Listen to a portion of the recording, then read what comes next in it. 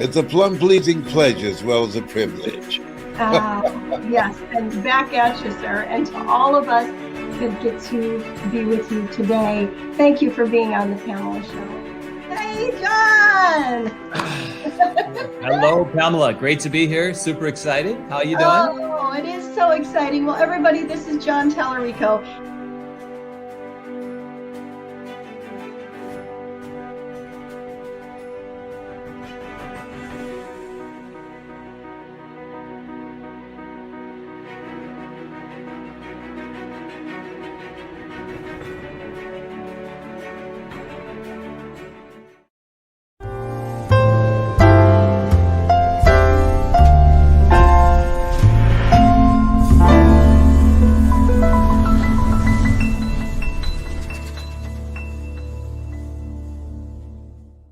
Hello and welcome to the Pamela Show, where we learn and we grow together.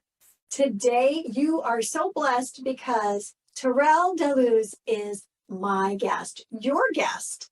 And you and I are going to be incredibly inspired because let me tell you, this man has a story of stories in regards to his life and how he has ended up where he is and what he has learned along the way. You better have your paper and your pen out to take some notes. So with no further ado, would you welcome Terryl Daluz with me, actor, producer, inspirational speaker, plus much more. Come on in, Terryl.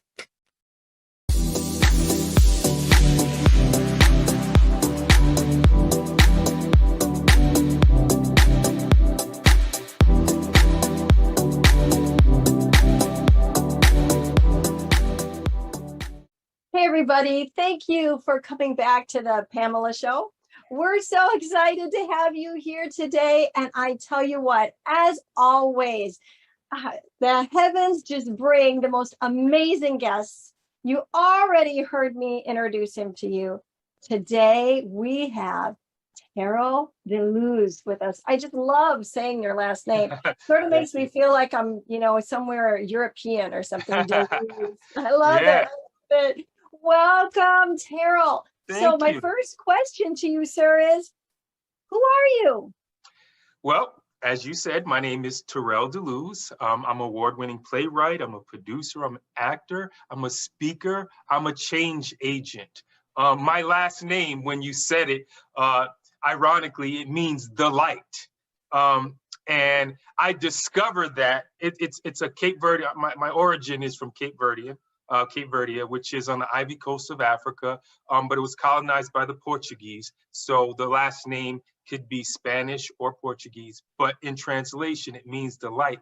And how beautiful and how ironic for me, that is what I've been spending my life doing, trying to spread light. And so when finding out that what's what my name means, it just fit. God is good. Oh my gosh, that is so awesome, Terryl. The light. So we are sitting here today with a light carrier, literally living up to your namesake. And that's what you've been doing forever, is bringing forth the light. Yes. Wow, that is really amazing. Not only sounds like an awesome name, but it is an awesome name. Well, I know today you're gonna share with us a little about your story, your journey, because you have all these things that you've accomplished. How did you get there? You're going to talk a little bit about to us about that. Excuse me. So I have an empowerment quote that I would like to share with everybody because it made me think of you specifically today, Terryl.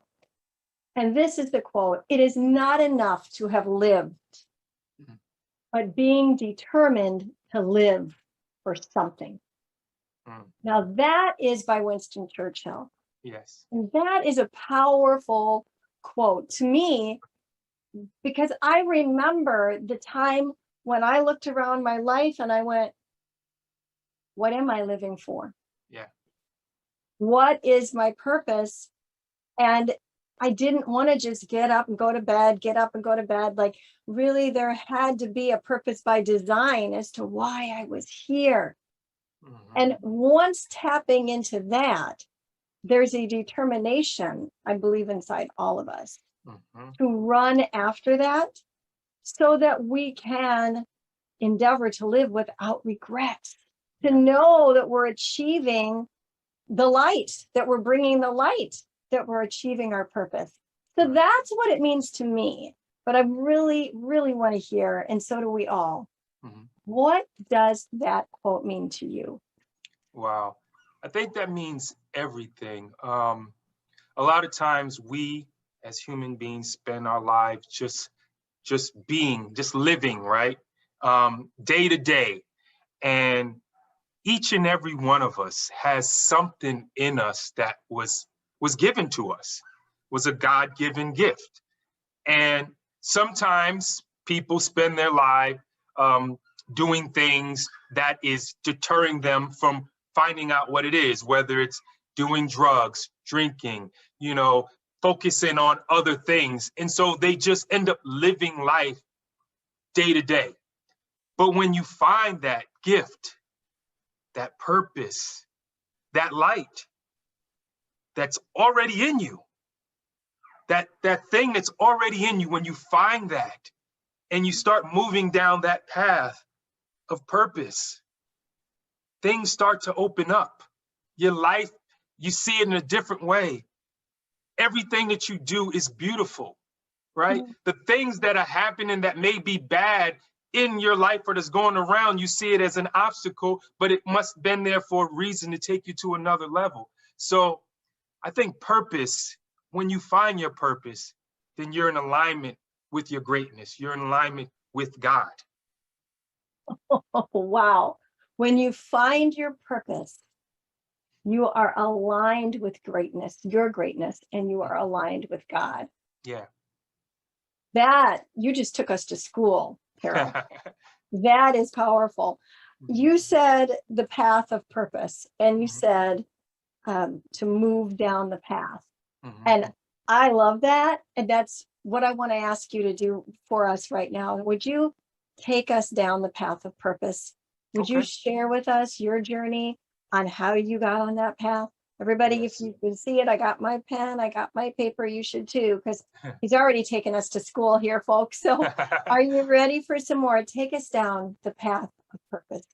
Terryl. Okay. So like I stated, all the things that I've done in my life so far, and finding out my gift, I didn't always know I had it, right?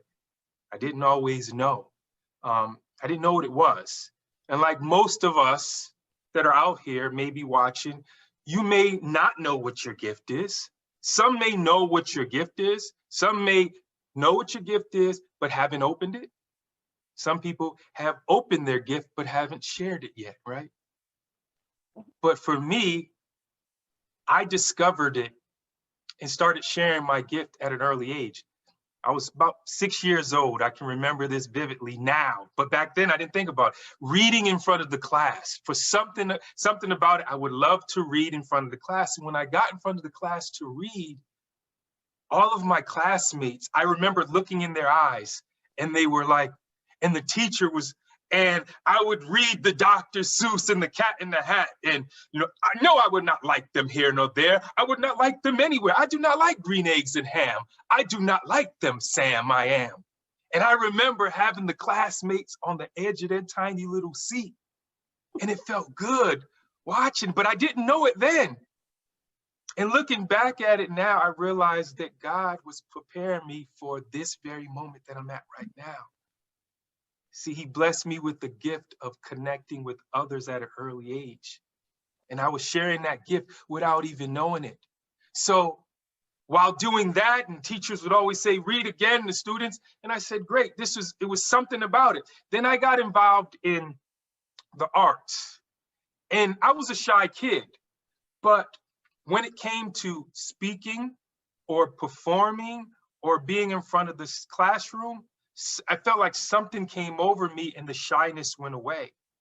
And so I got involved in dancing. And dancing is no words, but it's still a connection with spirit, right? The Africans would dance and they would evoke an emotion. The Native Americans would dance, the Irish would dance, all the different cultures would dance, and it would connect with the spirit that evoked an emotion. So I danced, and I didn't take dance lessons. I just would dance, and people enjoyed it. And it was a feeling that I got when I danced. I was sharing something, a gift. So remember being about 15, and we would do talent shows, and I would dance and I would win. So about 17 years of age, they had little teeny bopper clubs where you can go out and dance at, right? And me and a couple of friends would go out and dance. And then I became this name, Terrell the Dancer. And the irony is there was a rapper back in the days. I'm not going to say his name because then I'm going to age myself. And I don't think about age. I just live. I'm happy to be present, right? So the rapper saw me dancing in this nightclub, teeny club, and he invited me for an audition. And I went to the audition, and it was to be on a tour around the world at 17 years old. And they accepted me. So I traveled. So I was still in school, so I had to go to school and ask, can I have a leave, get a tutor, and sign off and do my paperwork? And I traveled the world with this rapper dancing. So then I thought, I am a dancer. That's what I am. That is my gift. I dance to the world and people enjoy it. And what ended up happening is, in the midst of dancing, someone saw, I was on his album cover picture. I was on Yo MTV Raps. I was on the video. I had a video. In the back of the video was the World Trade Center. I'll say the name of the rapper name was Steezo. Rest in peace. He passed away last year. And I was his dancer. And we toured with Ice-T and Special Ed and Sweet Tea and Kwame and all these different rappers. And I was on his album cover, and a casting director was casting a movie, and they said, who is that guy? They didn't know me. Who's that guy on the album cover? We would like for him to audition for this new movie. So the manager of the rapper called me and said, hey, we have an audition for a movie. I'm like, I didn't even sign up for it. He's like, no, they want to see you. So I go to the audition.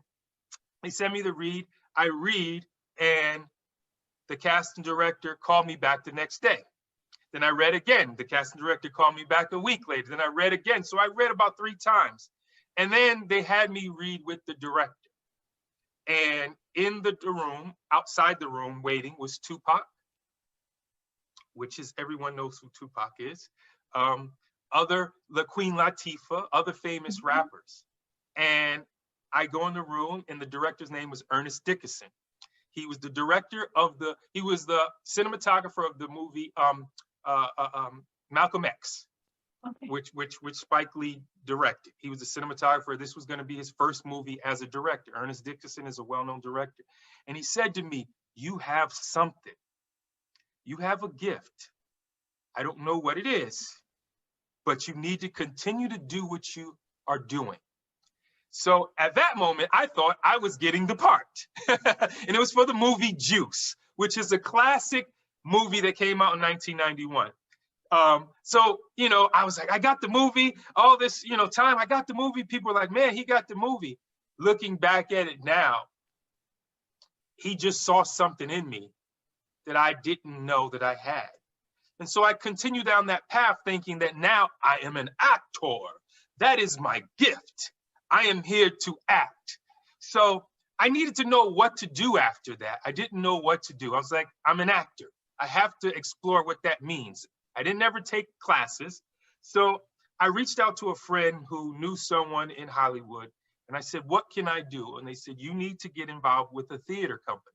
And I said, what theater company have you been involved with? He said, the Negro Ensemble, which is the well-acclaimed theater company in New York City. Broadway plays the best, cream de creme. He said he was involved with that. I said, okay, thank you. I hung up the phone with him. A couple of days later, at 19 years of age, I went to New York City, originally from New Haven, went to New York City, walked into the Negro Ensemble on 40-something Street in Times Square and said, hey, I'm an actor and I'm ready to be a part of your theater company. And the lady behind the desk looked at me and said, do you know where you are? And I said, yeah, I'm at the Negro Ensemble. This is where Denzel Washington, this is where all the greats, Ozzie Davis, Samuel Jackson, this is where they studied and performed. She said, right. Who are you? I said, I'm Terryl Daluz. I'm an actor. She said, we don't know you, kid. And you can't just walk into a theater company of this caliber and get work. You have to put in work. I'm sorry. There's nothing we can do. So I remember that moment vividly. You know, it was kind of emotional because I was like, my dream, I was a kid, I didn't know. And I started walking down this long hallway and there was pictures on the side, Soldier Story, with Soldier's Play actually at the time. Denzel Washington, Ozzie Davis, Samuel Jackson as I'm walking down, Ruby Dee, Cicely Tyson, all these people. And it was about maybe 30 feet long hallway, 30-foot long hallway. And as I get to the end, something in my spirit said, turn around, go back. And then this kind of is a moment that when I listen to Les Brown, who's a mentor of mine, and he tells his moment of him going to the radio, say, hey, Mr. Butterball, I'm here to get the job. And they're like, do you have a resume? And he's like, no. And he said, then get out of here. And then he would come back, Mr. Butterball, I'm here. And then finally they were like, okay. So this is one of my moments. I walked down that long hallway and I went back to that woman at the desk and I said, listen, I know you don't know me.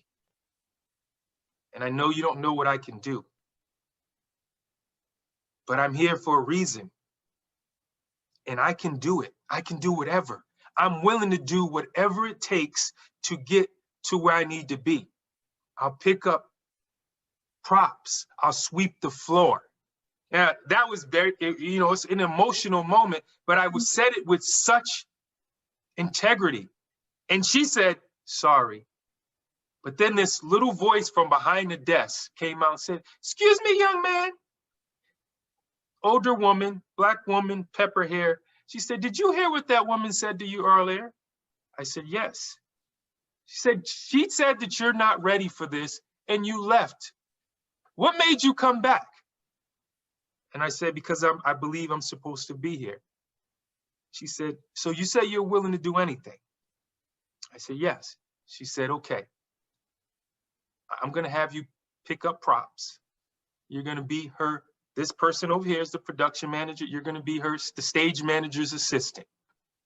And as you go, I'll see if you can act. When it's time, I'll give you an opportunity. And I remember that moment. She said, come back tomorrow.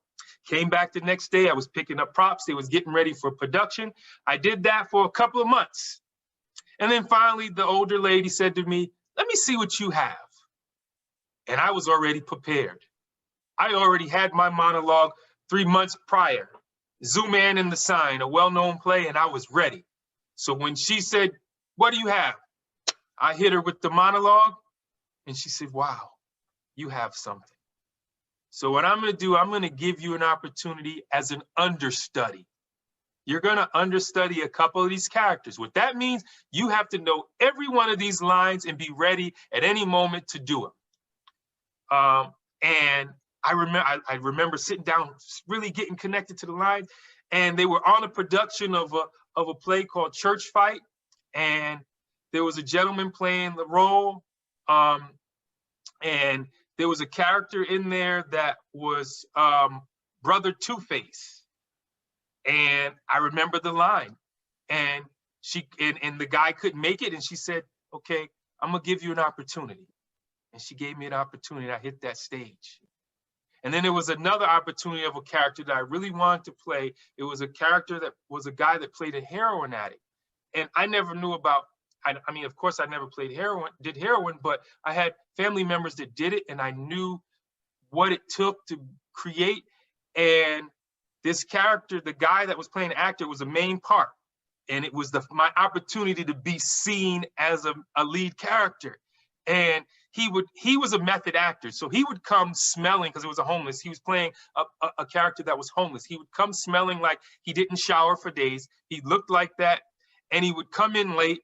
And one day he came in and it almost looked like he was high. We don't know. And she said, if you come back here like that again, you're not going to be it. Now, he was a brilliant actor. And this is another moment that Les Brown, remind me of Les Brown, when he said, drink, rock, drink. And it was a DJ, and he was on, and he would come there drunk, and this time he didn't show up, and Les Brown was sitting outside waiting, and Mr. Butterball called and said, hey, we may need you to go on the radio today. And he's like, yes, I'm ready. He said, but I don't need you to say anything. I just need you to play the records. It was that moment. And there was one day he didn't show up, and he came in late, and she said, get out of here, you're done. And I was like, I am ready. And she put me on that stage that night, and it changed my life. As a lead actor, I realized I can do it. So to make a long story short, I went on this journey, and I'm an actor now. Then I got into spoken word, and I'm a poet, and I started writing. Now, I've always been a creator, and I skipped this part, which was interesting. At 19 years of age, while in the theater company, I lived in New Haven, Connecticut, which at the time, and still is, was a college town in a small city, Yale University in a small city, but was impoverished.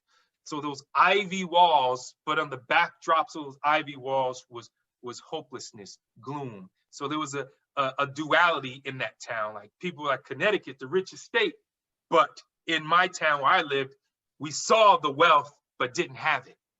So there was a paradigm going on there, and impoverished. And I wrote a short film called Nightmare on Elm City Streets, because the name of the name that we were given for New Haven was Elm City because of the trees. So Nightmare on Elm City Streets was a short about what was going on in my community. Drugs, violence, AIDS just hit really bad at that moment. It was 91. And I wrote this film, and I said, I'm gonna do it. Didn't know how I was gonna do it, but I wrote it. I went to the local public access channel and knew they had cameras. And if you joined and became a member of them, you can use their cameras, and met a guy who knew how to work the cameras and said, I'm doing this film. I casted 17 different people. We got a sound equipment. Didn't know what I was doing. Didn't know how I was going to get it done, but I said, I'm going to do it.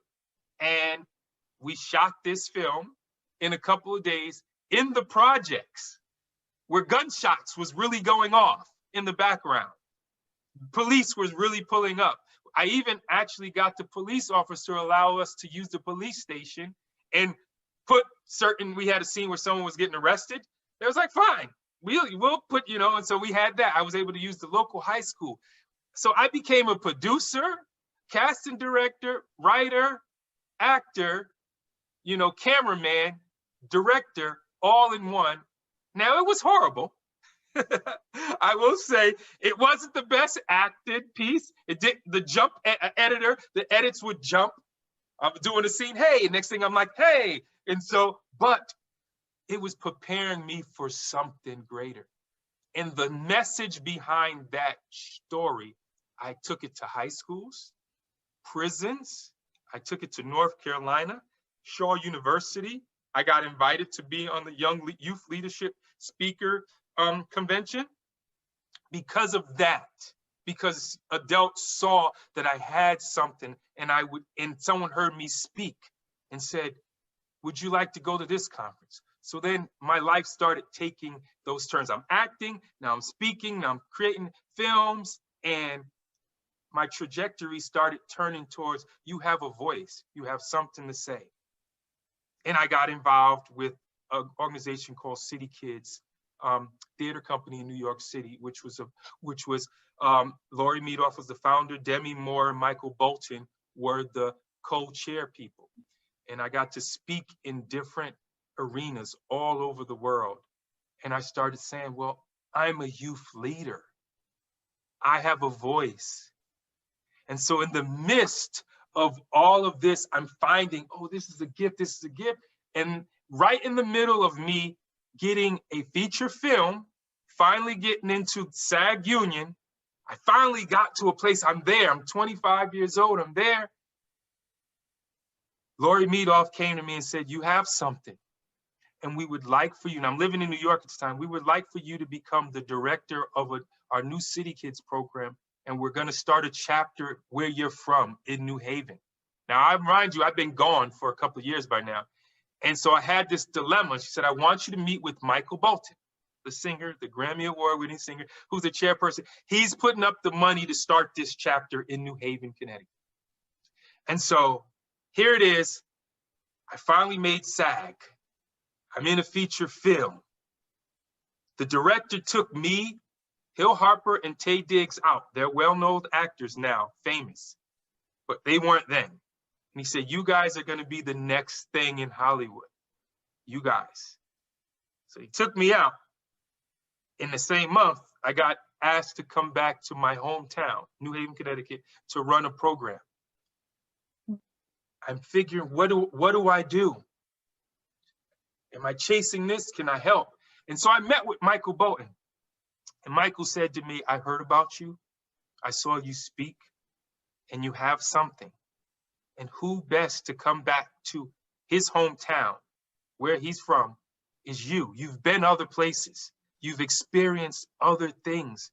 You know about City Kids. You can share with young people not too much younger than you. They'll see themselves in you. And I said, but I want to be famous like you, so I can come back and give back like you. And he said to me, and I remember this moment, he said, why do you want to wait until you become famous to give back? Because then that may be contrived. Then that may not be real. Your experience now are more important now. You always have time to pursue your dream of becoming it, but this is something in you that you have to give. And that changed my moment. That changed my life. And I said, you know what, you're right. And I came back to New Haven, Connecticut, and we barely just had a building. And within a couple of months, we had over 100 kids. We ended up building a multi-million-dollar recording studio. We had a multi-purpose room for them to learn how to perform. We had several conference rooms where we worked on leadership development. We got them involved with the mayor's committee and said, if you want to have youth leadership, then you need to have young people involved in the leadership position. So I started really finding my gift, my voice.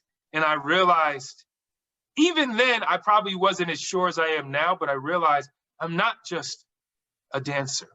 I'm not just an actor. I'm not just a poet. I'm not just a speaker. I have something to share, and I'm able to connect with people. And even then, I knew it was something, but I wasn't clear. So those of you that are out there that are going down your path, and you're finding things that keep coming up in your life, and it's bringing joy to people when you do it, and you smile when you do it, but you're not really thinking about, like, is this something that I can do?